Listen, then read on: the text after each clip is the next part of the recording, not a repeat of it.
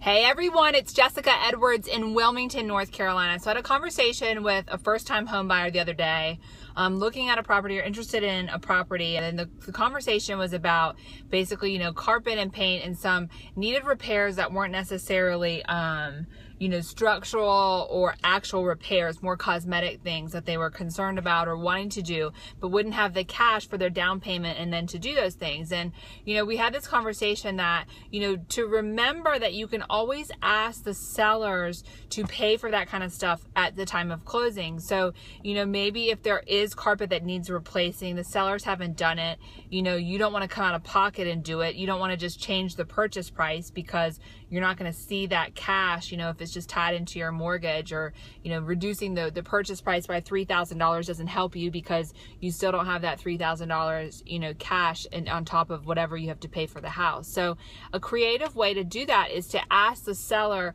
to, pay for some of those things to be done, to include that in your purchase price. So maybe when you make your offer, make the offer $3,000 higher than you were going to, but then ask for a $3,000 concession towards carpet or paint where the seller can pay that invoice to that person, at time of closing, so that everyone is covered. The sellers aren't putting money out prior to closing, for it, and the buyer gets it taken care of or paid for, and then can have it completed afterwards. And of course, there's different lending things with this that you have to work around as far as what a lender is going to allow, but there are some ways to get creative with that. So if that is something, you're a first-time home buyer and you're having trouble finding something, everything needs something cosmetic, really consider that, or consider, asking for some closing costs, because that's that much less cash you have to bring to the table. That's going to help you, give you those funds to do some of those things that you want to do immediately when you move in. So